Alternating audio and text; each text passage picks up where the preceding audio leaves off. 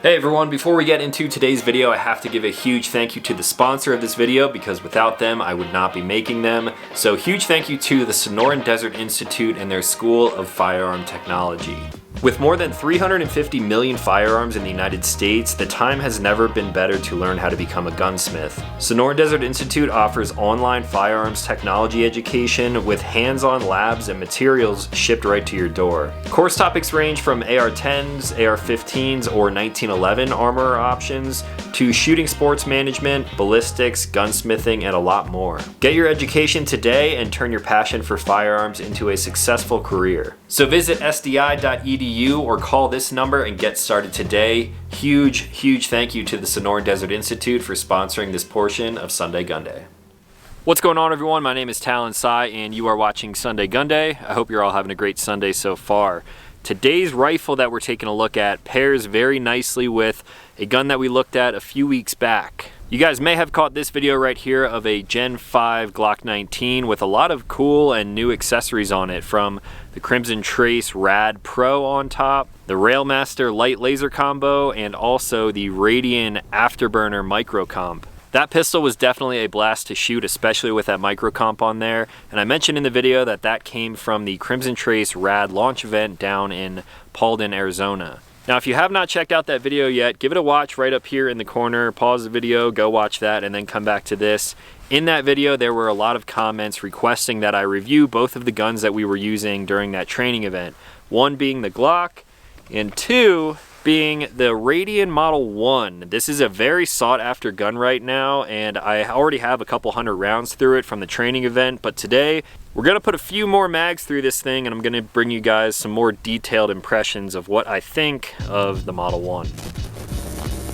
The Radian Model 1, just like most of their products, uses the highest quality raw materials, and they're using very precise CNC machining, making beautiful products like this right here. Besides the Model 1 being extremely aesthetically pleasing, at least from my perspective, it also features fully ambidextrous controls, which is perfect for a lot of situations, especially if you are a left-handed shooter. These are all assembled by hand, one at a time, by trained gunsmiths who inspect, test fire, and clean all of the weapons before they go out the door. They are of course designed and manufactured in the USA up in the Pacific Northwest. And with my specific gun, the upper receiver, lower receiver, and handguard are all Cerakoted together for a perfect color match. Now, depending on the barrel length and accessories that you're putting on this thing, the weight's gonna fluctuate between 6 to 8 pounds. I would say my gun is probably on the higher end of that right now. But with the Magpul furniture and that super nice handguard on the end there, this thing feels right at home in my hands. The upper is billet machined out of a 7075 T6 with M4 feed ramps, and my particular model comes with a match grade 416R stainless steel barrel with polished crown feed ramps, and this one happens to be chambered in 5.56. On the inside of that upper receiver, you will find an enhanced black nitride M16 bolt carrier group, and then at the end of the barrel, this rifle came equipped with a dead air muzzle device. For the lower, it's also billet machined out of the same material as the upper, and this one does come equipped with an integral trigger guard and a flared magazine well. All of the controls on this thing are obviously coming from Radian, some of my favorite products when it comes to AR parts and accessories. You have the ambidextrous right and left side magazine bolt release buttons, the Radian Talon 45 or 90 degree safety selector depending on which you choose. It has a super nice Radian Vertex trigger, which we're going to hit on here in a little bit. There's a 6-position mil-spec receiver extension for the Magpul buttstock. The forward assist is from Radian, and of course they are using their Radian Raptor charging handle. Now, as far as the other accessories go on here, this of course was for the Crimson Trace Rad launch event. I should mention that they laser engraved our names on there, which is pretty rad. So because these were used for that Crimson Trace Rad launch event, of course we have the Crimson Trace Rad Max Pro. This is the largest version. This one happens to be a red dot. They also offer them in a green dot version. I have the standard riser on there that comes with it, and the field of view out of this thing is phenomenal. I will touch on my thoughts of this a little bit throughout this video, but if you want to get some really detailed specs of what I think about this thing, check out the previous video where we were actually testing these things out for the first time. And then out on the end here we have a laser light combo. This is the Crimson Trace CMR 301 Railmaster. It has a standard button on the rear here, a bunch of different mode selections, 1,000 lumens coming out of this thing, and I opted to run the little tape switch here right on the top rail, where my thumb just sort of naturally falls on the handguard. Now, since I've already given some of my first impressions of the Model 1 in that previous video, we're just gonna go out right now, shoot it a bunch until I get sick of it, or I run out of ammo, and then I'll come back for some more of my final thoughts.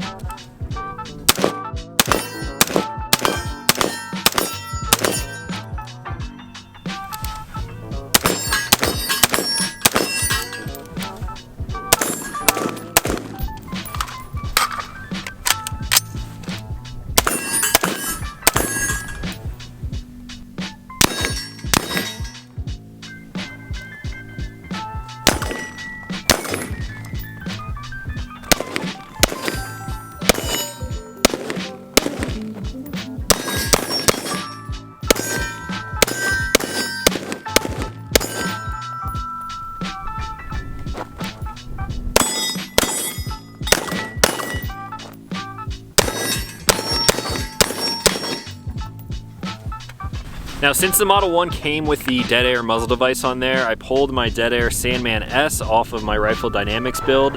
This is for a 7.62 cartridge, but I'm gonna throw it on here anyway and just see how it suppresses a smaller round. I'm a little skeptical about it being hearing safe, so I'm just gonna shoot with one ear out for now.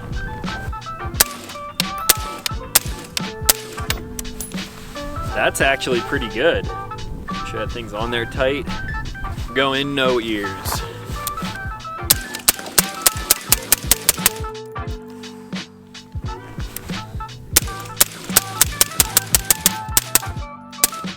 I'm just blasting my camera right now.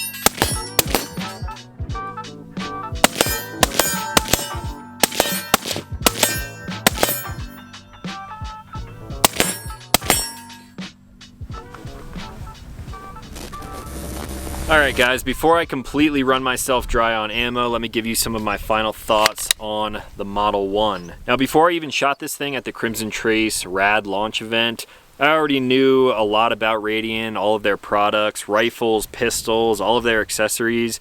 It's top-notch stuff. This is my first full-length complete rifle build coming from them, where they have done pretty much everything on here, and it is phenomenal. The fit and finish on the upper and lower are obviously great. You can sort of tell here how the handguard, it comes in and matches the upper receiver, both Cerakote matched because they are coated at the same time. The attention to detail that Radian puts into their platforms is phenomenal, and this thing is no exception to that. I dig the Magpul K2 grip on here because it takes a little bit of the stress out of your wrist, giving you a little bit forward of an angle, more like a handgun. The 6-position MOE stock on here is great. I never run it all the way out. I typically run it right about there. And then on the back here they have an integrated QD plate, which is a really nice touch, running a Caldwell single point sling.